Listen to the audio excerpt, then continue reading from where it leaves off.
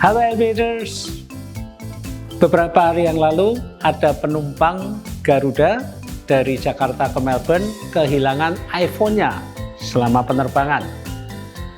Apa yang terjadi? Kok bisa begitu? Ayo kita bahas.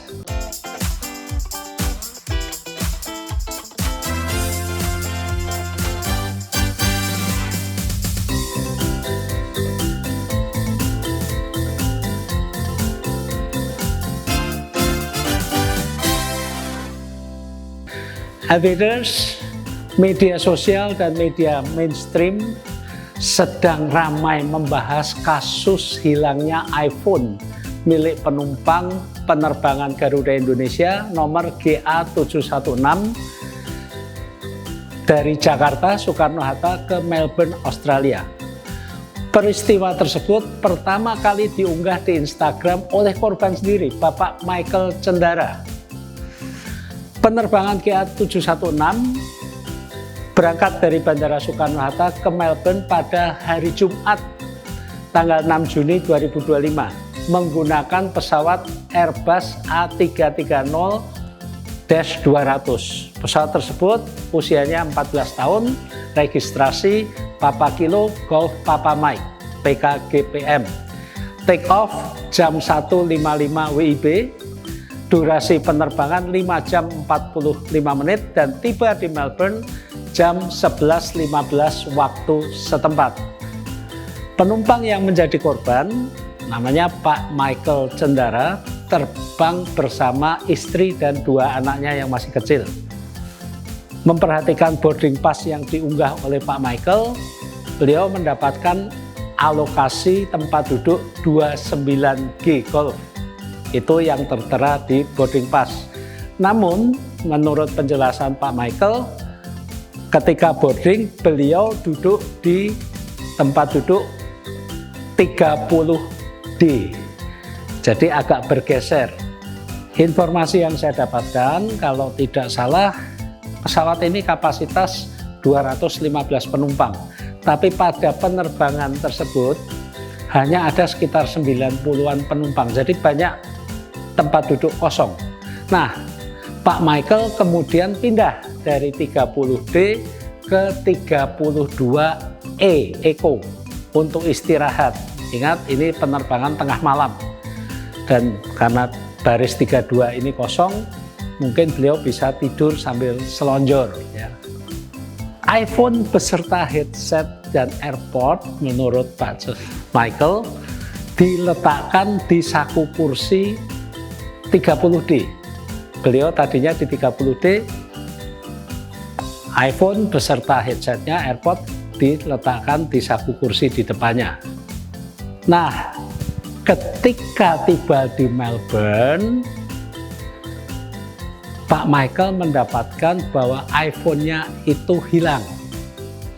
Masalahnya adalah pintu pesawat sudah terlanjur dibuka dan sebagian penumpang sudah keluar pesawat. Saya tidak akan mengulang apa yang sudah diceritakan oleh Pak Michael. Kalau Elevators ingin mengetahui kronologinya, bisa mengikuti akun Instagram Pak Michael sebagai berikut. Analisis saya adalah kemungkinan besar pencurian, kalau ini memang dicuri, dilakukan selagi pesawat masih mengudara. Ingat, penerbangan tengah malam, pencahayaan di kabin itu redup dan mungkin semua penumpang juga tidur. Inilah biasanya waktu-waktu yang populer bagi penumpang atau pencuri yang ingin beraksi untuk melaksanakan niatnya. Jadi kemungkinan besar handphone itu hilang atau diambil ketika pesawat mengudara, bukan saat pesawat sudah mendarat. Karena ketika pesawat sudah mendarat, kabin jelas terang benderang dan penumpang sudah terbangun dari tidurnya. Ada 2 pertanyaan yang diajukan oleh beberapa media kepada saya. Yang pertama adalah, kenapa penumpang dibiarkan keluar pesawat walaupun Pak Michael Cendara sudah melaporkan kepada awak kabin bahwa iPhone-nya hilang. Yang kedua, aturannya atau regulasinya bagaimana? Baik, menjawab pertanyaan pertama, kenapa penumpang dibiarkan keluar walaupun sudah lapor iPhone-nya hilang? Kemungkinan besar Pak Michael baru mengetahui bahwa iPhone-nya hilang setelah pesawat mendarat, pintu pesawat dibuka dan sebagian penumpang sudah keluar, sehingga tidak mungkin lagi bagi awak kabin untuk menghentikan proses penumpang keluar. Seandainya Pak Michael itu mengetahui bahwa iPhone-nya itu hilang ketika pesawat masih terbang, itu dapat melaporkan kepada awak kabin atau purser, flight service manager, dan mereka bisa melakukan tindakan-tindakan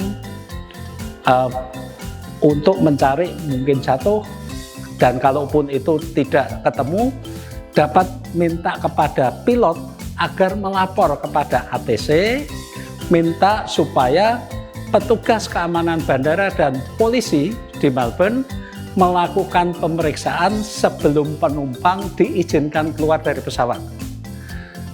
Itu kalau tahunya sebelum pesawat mendarat. Ingat bahwa awak kabin tidak punya hak untuk melakukan penggeledahan. Awak kabin hanya bisa mengumumkan mungkin jika ada penumpang yang menemukan atau mencari jika itu jatuh, ketemu dikembalikan. Tapi jika harus melakukan pemeriksaan terhadap penumpang, itu adalah sepenuhnya kewenangan aparat penegak hukum, bukan awak kabin. Lantas regulasinya bagaimana? Secara regulasi, penumpang bertanggung jawab atas bawaannya sendiri. Bagasi jinjing kabin itu tanggung jawab penumpang. Namun dalam kasus ini, Pak Michael melacak bahwa HP-nya itu terindikasi dibawa ke hotel di mana kru atau awak pesawat Garuda ini menginap. Sehingga secara moral pihak Garuda Indonesia berkepentingan untuk menyelidiki hingga tuntas. Pelajaran apa buat kita? Yang pertama, apa yang perlu kita lakukan agar kita tidak mengalami musibah seperti Pak Michael? Pertama, selalu ingat bahwa tidak semua orang di dalam pesawat itu berniat baik. Kadang memang ada yang berniat jahat, mencuri. Jadi kita perlu selalu waspada, mengamankan barang bawaan kita, terutama yang berharga.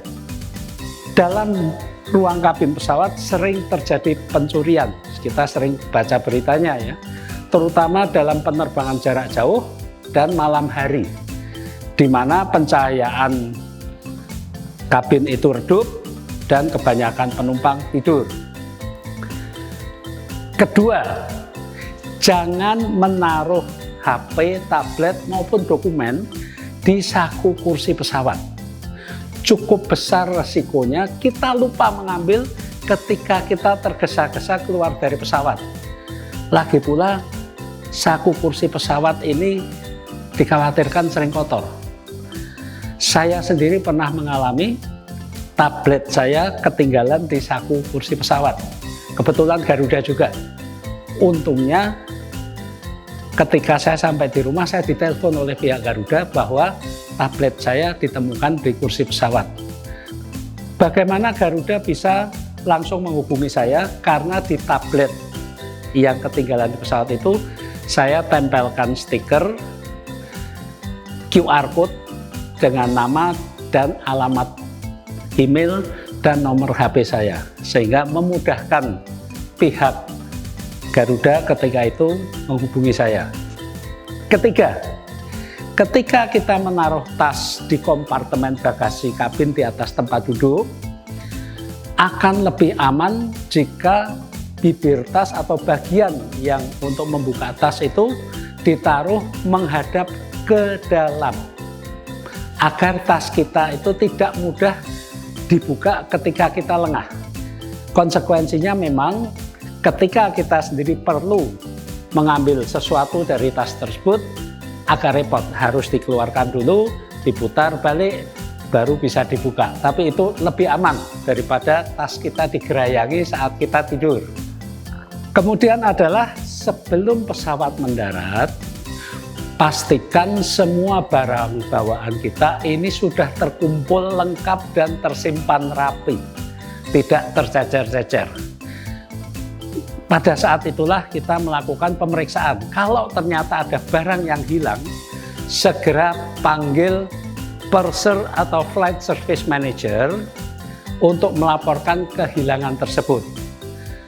Kalau memang ada indikasi pencurian, purser atau flight service manager akan lapor kepada pilot dan pilot akan minta agar petugas keamanan dan aparat penegak hukum di bandara tujuan nantinya masuk ke pesawat dan melakukan pemeriksaan sebelum penumpang diizinkan keluar. Aviators, saya sangat prihatin atas musibah yang terjadi ini, baik kepada Pak Michael selaku korban dan juga awak kabin Garuda yang saat ini semuanya dibebas tugaskan untuk memfasilitasi penyelidikan dari internal Garuda. Dan tentunya saya berharap semoga penyelidikan kasus ini cepat tuntas, terungkap apa yang sebenarnya terjadi, dan jika memang terjadi pencurian, tentunya agar pelakunya dikenakan sanksi pidana. Demi keadilan yang diharapkan Pak Michael dan juga demi nama baik Garuda Indonesia. Semoga peristiwa serupa tidak terulang di masa mendatang. Semoga bermanfaat. Alvin Lee, Aviation, happy landing.